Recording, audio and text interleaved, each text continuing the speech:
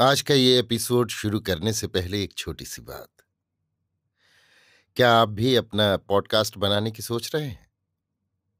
तो anchor try कीजिए। ये पॉडकास्ट बनाने का सबसे आसान तरीका है। नंबर 1, ये फ्री है। नंबर 2, इसमें कई सारे ऐसे टूल्स हैं जो आपको अपने फोन और कंप्यूटर पर रिकॉर्ड और एडिट करने की फैसिलिटी देते हैं। नंबर 3, आप अपने पॉडकास्ट को डिस्ट्रीब्यूट भी कर सकते हैं, जिससे इसे स्पॉटिफाई और दूसरे प्लेटफॉर्म पर सुना जा सके। तो डाउनलोड कीजिए फ्री एंकर ऐप या विजिट कीजिए anchor.fm पर अपना पॉडकास्ट स्टार्ट करने के लिए। ये तो थी एक छोटी सी जानकारी, और अब शुरू करते हैं एपिसोड का सिलसिला। तो आज के एपिसोड में लीजिए सुनिए ओ हेनरी की लिखी कहानी सजा हुआ कमरा, मेरी यानी समीर गोस्वामी की आवाज में। शहर के पश्चिमी भाग में लाल ईंटों वाले मकान के मोहल्ले में ऐसे लोग बसते हैं जो स्वभाव से बेचैन, अस्थिर और समय के समान पलायनशील होते हैं। बेघर पर जिनके सैकड़ों घर, चिरगतिमान, वे एक कमरे से दूसरा कमरा बदलते रहते हैं। निवास की तरह उनके दिल और दिमाग भी हमेशा चलायमान। प्यारे घर का राग अलापना, डिब्बे में कुल देवता की मूर्ति लिए घूमना, हाजिर को हुजूर मानना और जहां रैन वहीं बसेरा, यही उन लोगों का जीवन होता है। इसलिए इस मोहल्ले के मकान, जिनमें हजारों लोग रह चुके हैं, अगर हजारों नीरस कहानियां सुनाएं तो क्या आश्चर्य। इन घुमक्कड़ों के समूह में यदि कोई रहस्य भरी बात मिल जाए तो भी क्या आश्चर्य। एक शाम को अंधेरा होने के बाद एक नौजवान इन टूटे फूटे लाल मकानों की घंटियां बजाता हुआ घूम रहा था। 12वीं बार उसने एक मकान के दरवाजे पर अपना पतला सा थैला रखकर ललाट और हैट की धूल पहुंची। घंटी की आवाज दूर किसी गहराई में गूंजती हुई सुनाई दी। ये 12वां मकान था जिसकी घंटी उसने बजाई थी। किसी अस्वस्थ और पेटू कीड़े सी दिखाई देने वाली एक बुढ़िया ने दरवाजा खोला, जिसे देखकर ऐसा लगता था कि सुपारी को कुतर कुतर कर खोखला करने के बाद अब वो खाए जाने योग्य किराएदार जीवों की तलाश में है। नवयुवक ने किराए पर कमरा पाने के संबंध में पूछताछ की। मकान मालकिन अपनी खरखरी आवाज में बोली, अंदर आ जाओ। 1 हफ्ते से तीसरी मंजिल पर पिछवाड़े का एक कमरा खाली है, देखना चाहते हो? नौजवान उसके साथ ऊपर गया। बरामदे में छाए हुए अंधकार को न जाने कहाँ से प्रकाश की धुंधली रेखाएं आकर कुछ हल्का कर रही थीं। धीरे धीरे वे ऊपर चढ़े। जीने पर बिछी हुई दरी इतनी पुरानी थी कि उसे बुनने वाला करघा भी उसे पहचानने से मना कर देता। उस अंधेरे दुर्गंधयुक्त वातावरण में दरी की हालत जीने पर चिपकी हुई काई या लील से भी बदतर हो चुकी थी और पांवों के नीचे कोई प्राणवान वस्तु सी सरकती मालूम होती थी। जीने के हर मोड़ पर दीवार में छोटे छोटे आले थे। कभी शायद इनमें गमले रखे जाते होंगे जो उस विषाक्त और गंदे वातावरण में घुटकर मर गए होंगे। शायद वहां संतों की मूर्तियां रखी गई होंगी जिन्हें शैतान और पिशाचों के झुंड घसीटकर और भी अधिक गहरे और अंधेरे नरक में ले गए हों तो कोई आश्चर्य नहीं। अपनी खरखरी आवाज में मकान मालकिन बोली, ये कमरा है और ये इतना अच्छा है कि कभी खाली नहीं रहता।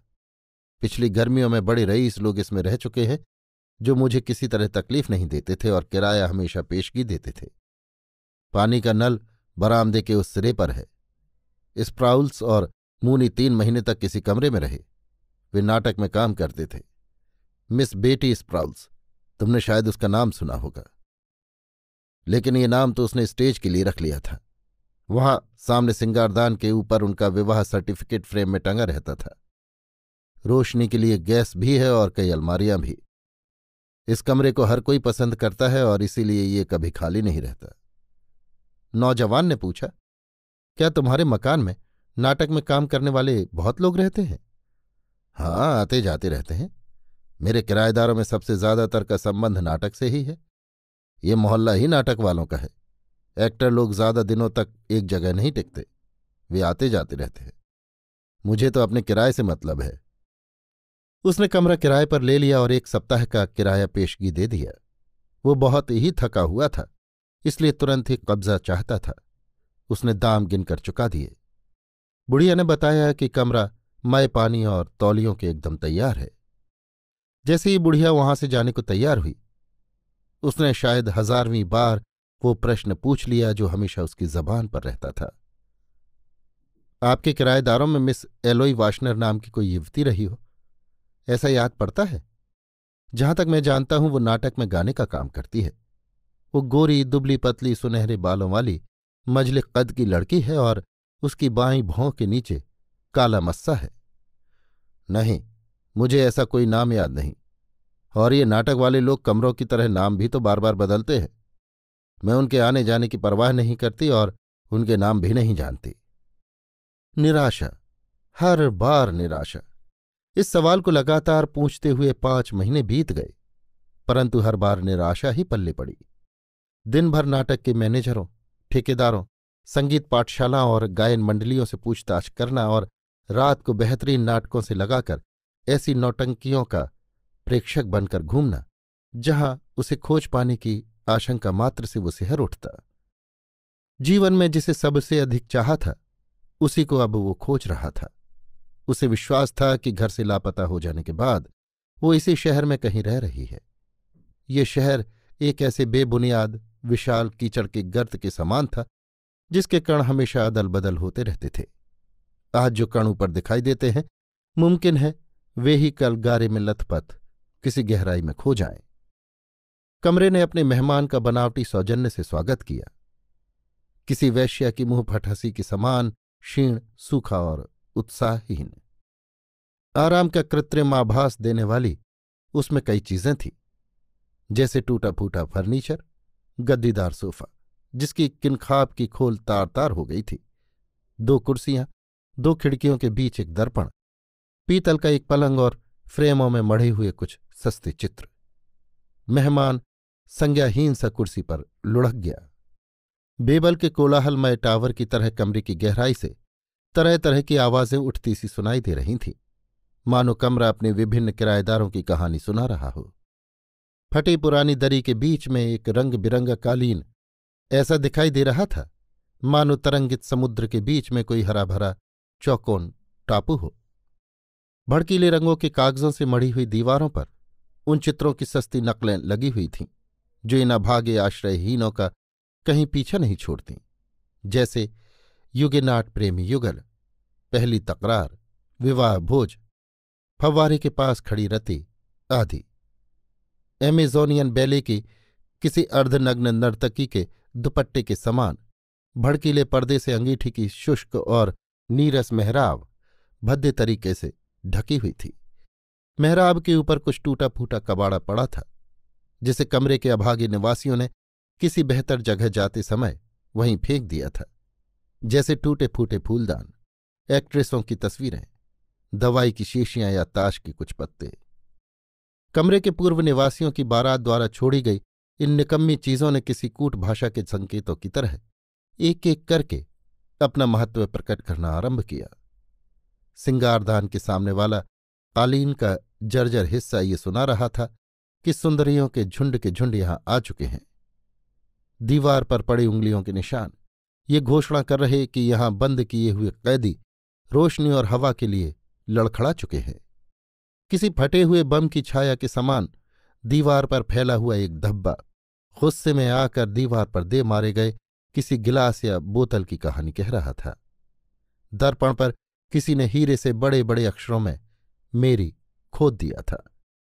ऐसा लगता था कि कमरे की भयानक ठंड सहन न कर सकने से चिढ़कर उसके अनेक निवासियों ने अपना सारा गुस्सा कमरे पर ही उतार दिया था। फर्नीचर खरोंचा हुआ था। कई कमानियों के टूट जाने से पलंग ऐसा दिखाई देता था मानो कोई भयंकर दैत्य छटपटाकर मर गया हो। किसी मारपीट के हुड़दंग में संगमरमरी मेहराब का एक कोना टूट चुका था। फर्श का हर तख्ता अलग अलग भाषा में अपने व्यक्तिगत दुख की राम कहानी सुना रहा था। इस बात पर विश्वास करना कठिन था कि कमरे को इतना नुकसान उन्हीं लोगों ने पहुंचाया जिन्होंने कुछ समय तक इसे अपना घर समझे रखा।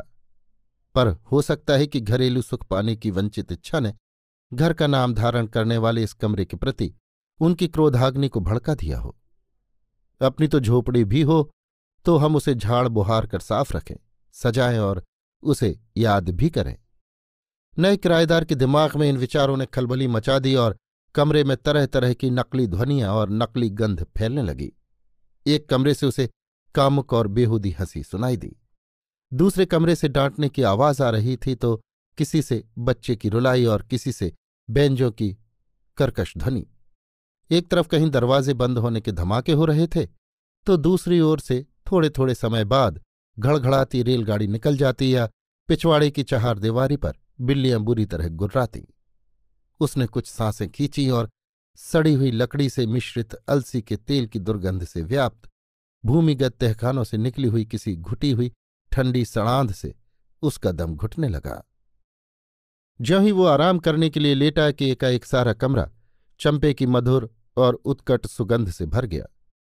ये खुशबू बयार के झोंके पर सवार होकर इतनी मुस्तैदी और तेजी से आई थी कि वो किसी साकार प्रतिमा सी प्रतीत होती थी, जैसे किसी ने पुकारा हो। चौकन्ना होकर चारों ओर देखते हुए नौजवान ने जवाब दिया, क्या प्रिय? भीनी खुशबू ने उसे जैसे चारों ओर से लपेट लिया। कुछ समय के लिए उसकी चेतना अभिभूत हो गई और वो हक्का बक्का होकर सामने हाथ बढ़ाए हुए जैसे उसके स्वागत के लिए तैयार हो गया। लेकिन सुगंध किसी को बुला कैसे सकती है? निश्चय ही वो आवाज थी। लेकिन यदि वो आवाज थी तो उसने उसे छुआ कैसे, सहलाया कैसे? वो चिल्लाया, जरूर वो इस कमरे में रह चुकी है। कमरे में उस लड़की की कोई निशानी या कोई ऐसी चीज ढूंढने के लिए जिसे उसने छुआ हो वो व्याकुल हो उठा, क्योंकि उसे विश्वास था कि अपनी प्रेयसी की छोटी से छोटी निशानी को भी वो पहचान लेगा। मन को अभिभूत करने वाली चंपे की ये सुगंध, जो उसे बहुत पसंद थी और जो उसकी प्रेयसी की अपनी निजी थी, कहाँ से आ रही थी? कमरा कुछ लापरवाही से सजाया हुआ था। बारीक मेजपोश पर बालों में लगाने वाली पिनें बिखरी हुई थीं, जो स्त्री जाति की सबसे समझदार और अनन्य संगनियां हैं। उन्हीं के समान स्त्रीत्व तो अनिश्चित काल और निस्सीम भाव रखने वाली। इन्हें किसी प्रकार के व्यक्तित्व से शून्य पाकर उसने इनकी उपेक्षा कर दी। मेज की दराजों को टटोलते हुए उसे एक तिरस्कृत छोटा सा फटा हुआ रूमाल मिला। उसने उसे होठों से लगा लिया, परंतु उसमें तो कमल की खुशबू आ रही थी। उसने उसे दूर फेंक दिया। दूसरी दराज में उसे कुछ बटन, एक नाटक का कार्यक्रम, किसी सूदखोर बनिए की एक रसीद, 2-4 वन फूल और स्वप्नों का अर्थ बताने वाली एक किताब मिली। अंतिम दराज में उसे स्त्रियों के बालों में लगाने की काली साटिन की जाली दिखाई दी, परंतु पिनों के समान ये जाली भी स्त्रियों के रोजमर्रा काम में आने वाली एक मामूली व्यक्तित्वहीन चीज है जो किसी रहस्य का पर्दा नहीं उठाती। और तब उसने किसी टोह लेने वाले कुत्ते की तरह कमरे का कोना कोना छान मारा, दीवारों का चप्पा चप्पा टटोल लिया, घुटनों के बल चलकर दरी की हर सलवट को संभाल लिया। अंगीठी की मेहराब, टेबल का हर दराज, पर्दे, दीवारें, कोने में शराबी की तरह लड़खड़ाती हुई अलमारी, कोई चीज उसने बिना तलाशी नहीं छोड़ी। पर उसकी कोई निशानी उसे नहीं मिली। फिर भी वो महसूस कर रहा था कि वो उसके पास चारों तरफ, सामने पीछे, ऊपर नीचे, बाहर भीतर, सब तरफ छाई हुई है, उससे चिपटी हुई है, उसकी आराधना कर रही है और अंतरात्मा में उसकी आवाज इतने विषाद से पुकार रही है कि इंद्रियों को भी मजबूर होकर उस गूंज का अस्तित्व स्वीकार करना पड़ता है। एक बार फिर वो जोर से चिल्लाया, हाँ प्रिय, और घूम कर फटी आंखों से शून्य में ताकने लगा। चंपे की उस खुशबू से वो रंग, रूप और स्पर्श को अलग नहीं कर सका। हे भगवान, ये खुशबू कहाँ से आ रही है और खुशबू में आवाज कब से आने लगी? वो दुविधा में पड़ गया। कमरे के कोनों और दरारों को कुरेदने से उसे कुछ सिगरेटें और बोतलों के कार्क मिले, जिन्हें उसने उपेक्षा से फेंक दिया। दरी की तह के नीचे एक आधी जली हुई सिगार मिली, जिसे गुस्से में आकर गालियां देते हुए उसने पैरों तले कुचल दिया। उसने कमरे का कोना कोना छान मारा। कमरे के भ्रमणशील किराएदारों की छोटी मोटी कई तुच्छ निशानियां तो उसे मिली, परंतु जिसे पाने के लिए वो व्याकुल था, जो शायद वहां रह चुकी थी और जिसकी आत्मा इस कमरे में मंडरा रही थी, उसका कोई चिन्ह तक उसे नहीं मिला। तब उसे मकान मालकिन का ध्यान आया। उस प्रेतग्रस्त कमरे से भागकर वो नीचे आया। एक दरवाजे की दरार से कुछ रोशनी दिखाई दे रही थी, जिसे खटखटाते ही बुढ़िया बाहर आई। अपनी उत्तेजना पर यथासंभव नियंत्रण रखते हुए उसने पूछा, क्या आप बता सकती हैं कि मेरे आने से पहले उस कमरे में कौन रहता था? जी हाँ, बता सकती हूं। उसमें स्प्राउल्स और मूनी रहते थे। बेटी स्प्राउल्स तो उसका नाटक का नाम था। वैसे वे दोनों पति पत्नी थे। मेरा मकान शराफत के लिए प्रसिद्ध है। उनके विवाह का सर्टिफिकेट भी फ्रेम में जड़ा हुआ वहां कील पर। ये बेटी स्प्राउल्स कैसी लड़की थी? मेरा मतलब दिखने में कैसी थी?